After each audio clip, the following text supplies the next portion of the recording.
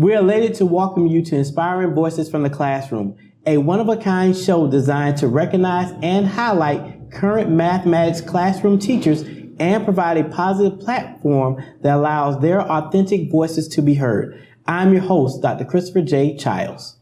We would like to welcome Damarrio C. Holloway, affectionately known as Doc. Born and raised in Arkansas, in Pine Bluff, Arkansas, of all places. We're going to talk about Pine Bluff, Arkansas, some great stories about that.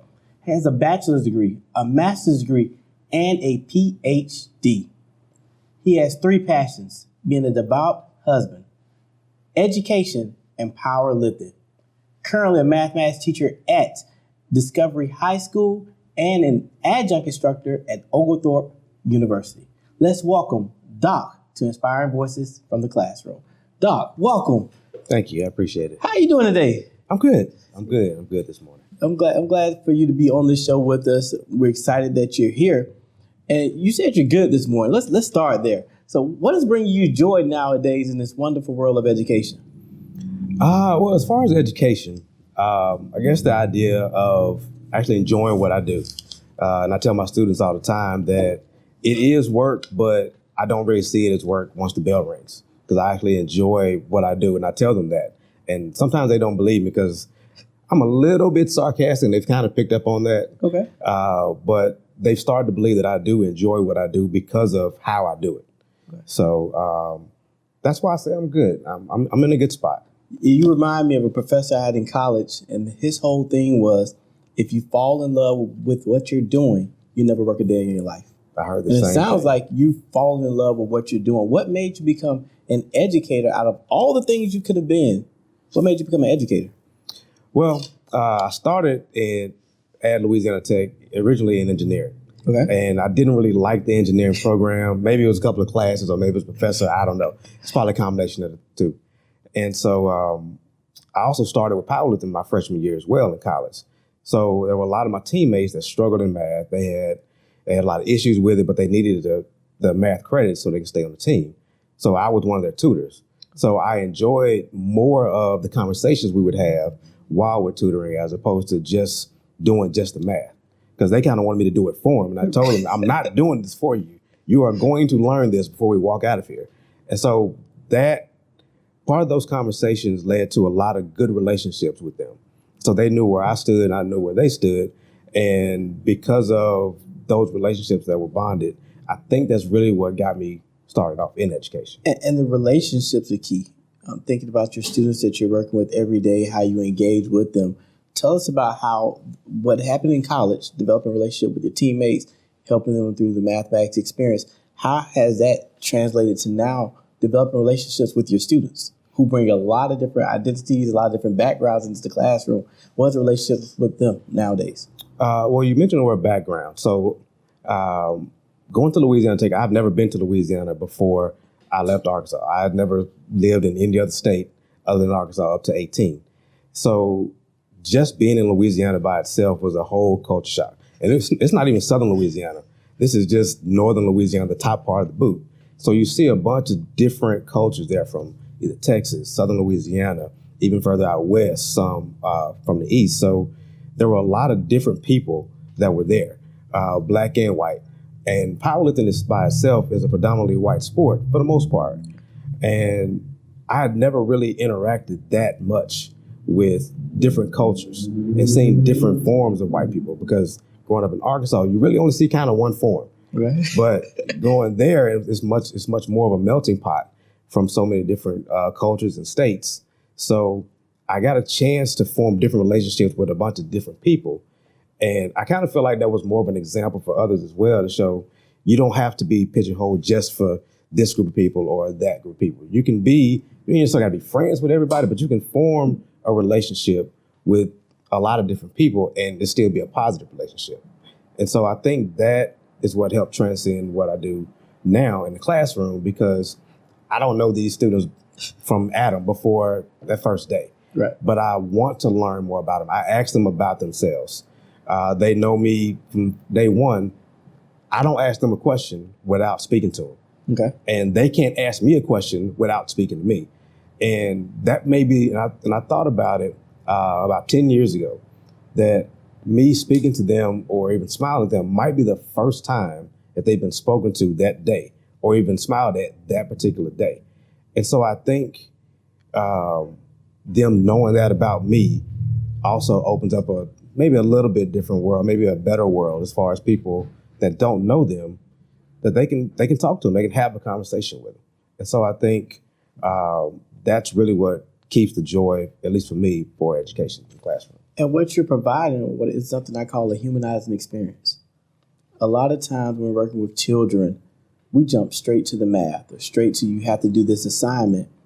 But besides taking a step back, hey, how are you doing today? What did you do yesterday? And they feel as though, not even just feel, but they really see that you care about them more beyond just, am I going to pass this particular course? Mm-hmm. And that's something we as educators, I believe we have to do more of, is seeing them for a child, seeing them for a human. And as you mentioned, understanding their background. And then that can take you into your classroom and how you teach math, because you can bring those things into the forefront. And thinking about how you teach math, what is your teaching philosophy? If I walked into your classroom, what would it feel like? What would be going on in there? As far as about teaching philosophy, I want you to feel comfortable with what you know. Okay. And it's okay if you don't know everything. Classroom is not designed for you to know everything, even the teacher. Teacher is not supposed to know everything, but they're supposed to be willing to use the resources they have to get you the information that you need. That's the way I see it.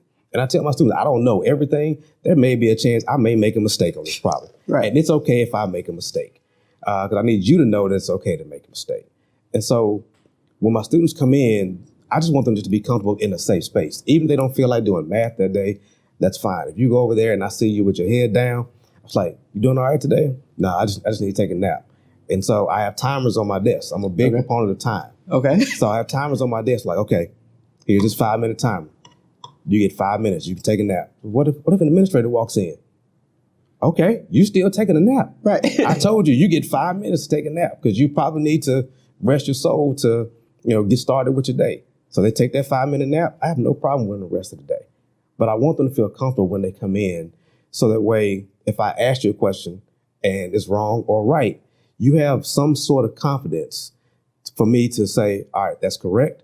But if it's wrong, let me tell you why it might be a little bit off and kind of give you an idea of what you're thinking might have been to kind of put you on the right path. Okay. Because they need to learn how to learn as opposed to just learning all mathematics. They need to know how that mathematics should be a part of them as opposed to just something to get through just so they can get a diploma. Right. And we have to get them to see and make those connections. I like this whole concept of a 5-minute timer. I'm going to take that nugget and give it some other teachers to work on, because literally 5 minutes can totally change that kid's day. Mm-hmm. And for some folks, they're like, well, they may miss this step in the problem in 5 minutes. But thinking about it from the long-term piece and not just short-term, that give and take relationship with the students. And I can tell you're very big on goals because you have not only a bachelor's degree, not only a master's degree, but you also have a doctoral degree, which very few people obtain, especially in mathematics, especially in mathematics education. Tell me a little bit about your journey of why did you go get a doctoral degree in general? Because there are a lot of folks watching this and speak through a couple lenses. There's some educators that want to get a doctoral degree, but then there are also some mini yous. One day they're going to be you they don't even know that's a possibility. So talk through your journey of becoming a doctor in mathematics education. Well, when I got my bachelor's degree is in period mathematics with a concentration in statistics. Okay. So I got that degree because I thought I was going to either go into education or maybe an actuary or try to come up with something else where I could discover mathematics.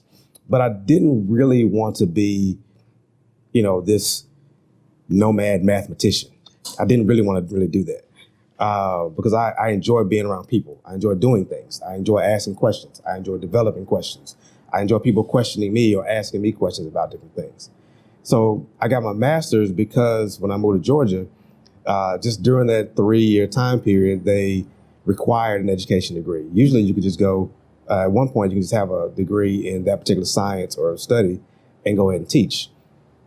So I got my master's degree at Georgia in order for me to actually teach.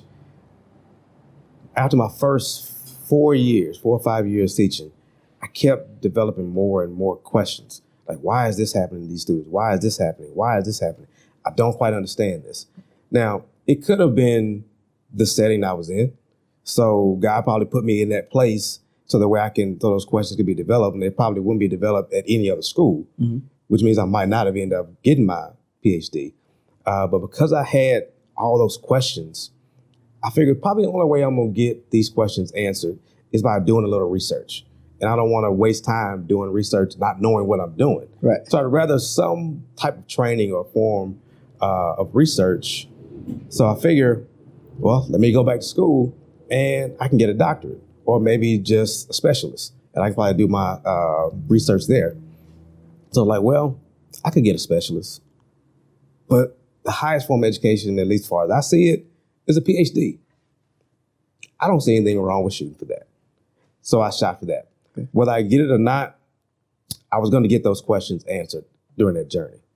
And so I do like setting goals and I do like achieving stuff, but not for me. When I wrote my letter for acceptance for the master's program, I told them my biggest influence was my little brother. Okay. So I only want to do things the right way, mainly for him, because my goal was always to show him, or at least give him a good example. Because both of us we both have a great father, and he was a great example for me. So I felt like I had to do the same thing for him. He's only 3 years younger than me. Okay. So it's not like, it's that big of a gap. Right. But I still felt like I had to set an example for him so that way he had something to follow afterwards. And so me achieving that goal was not really for me. And I tell my students, I don't really want to learn a whole lot of stuff for me to hold on to. And so I can share it with other people. So getting that PhD really was more for my family, like for my brother, because my parents didn't go to college. I had one other older cousin that went to college and graduated, and that was about it.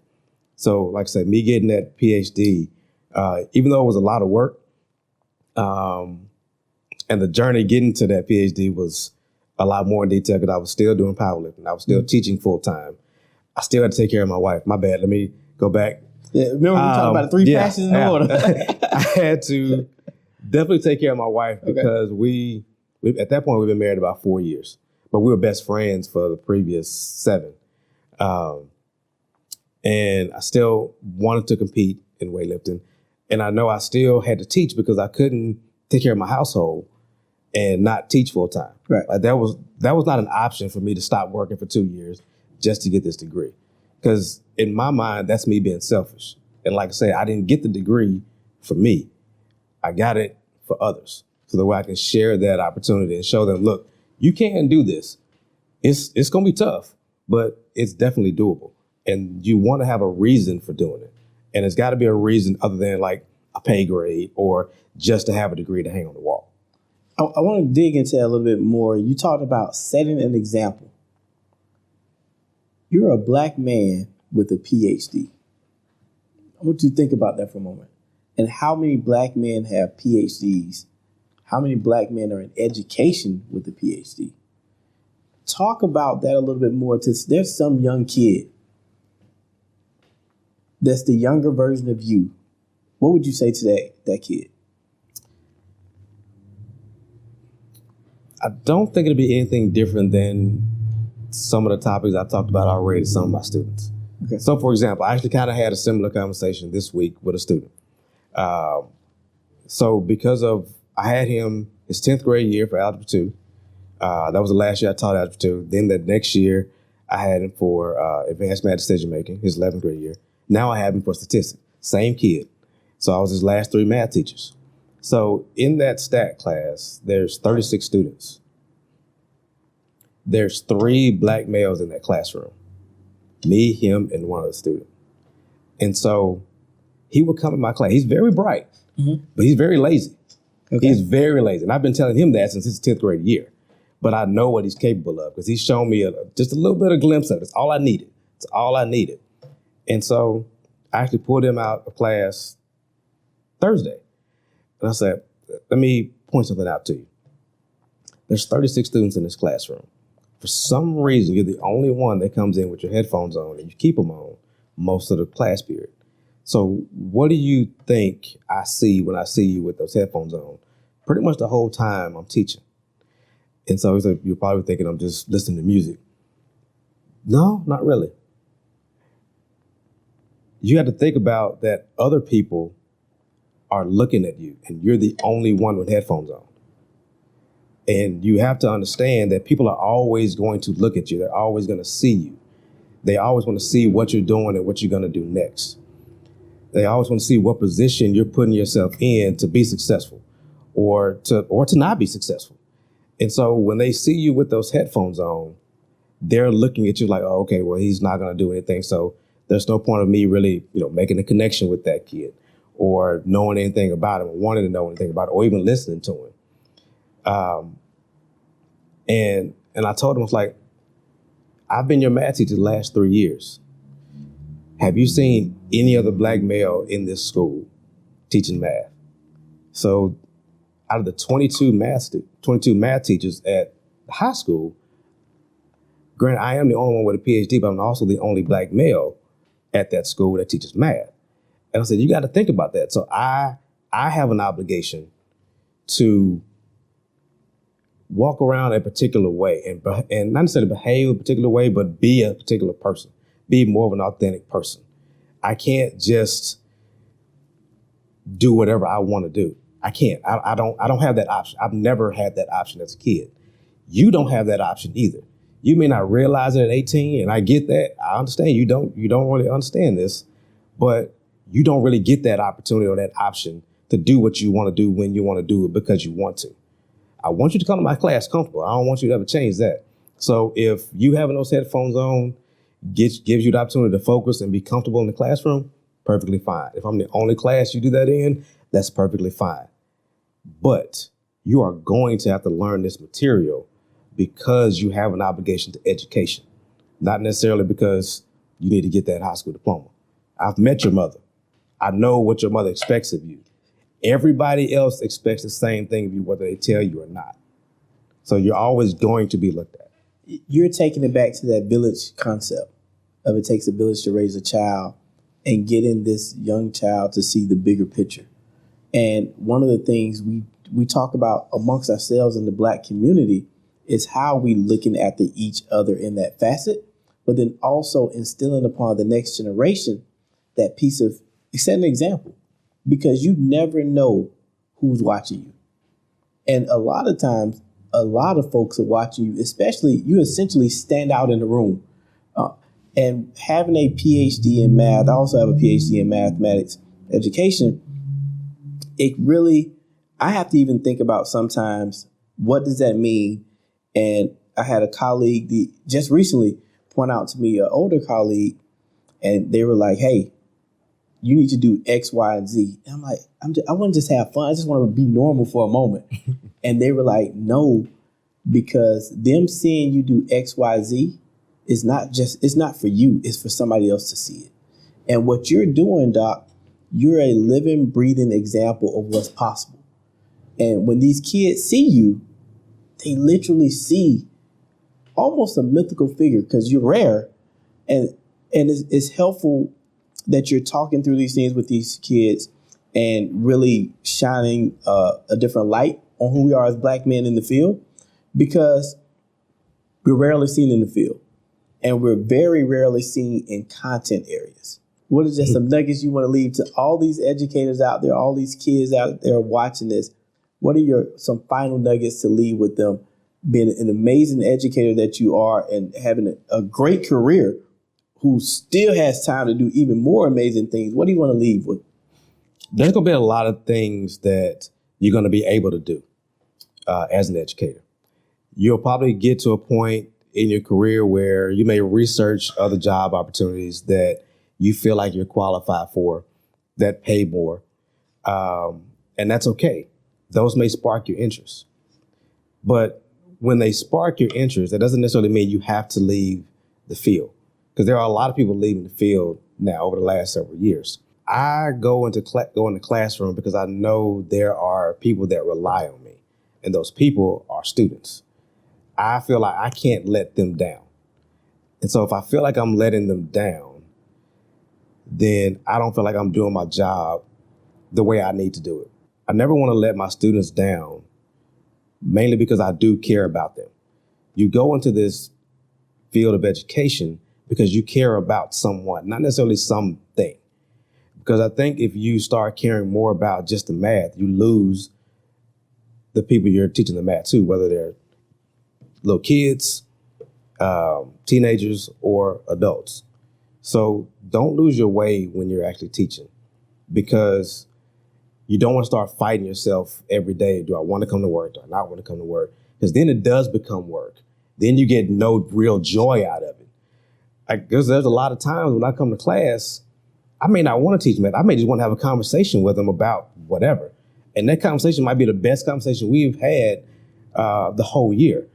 But if I didn't come to class concerned about my students, want to know what they think and who they are and how they are, I would have missed that opportunity. I would have missed that opportunity for conversation. Because there's probably one out of those 170 kids you teach that needed to hear that conversation, needed to have it at some point with somebody that they trust. And you don't want to miss that blessing to be able to teach that kid about something, because they may be blessing you as well. So enjoy the ride as much as you possibly can. Well, Doc, you keep enjoying the ride. Keep doing the amazing things you're doing. I want to give you a toast. Keep up the great work. We appreciate all that you do. From Inspiring Voices for the Classroom. Thank you. Thank you, sir. Inspiring Voices from the Classroom is brought to you by the National Math Festival. It's organized by the Mathematical Sciences Research Institute. We're grateful to the NMF key partners and NMF sponsors for their generous ongoing support. Do you know an amazing classroom teacher that should be featured on our show? Go to christopherchilds.com/shows and complete the guest form.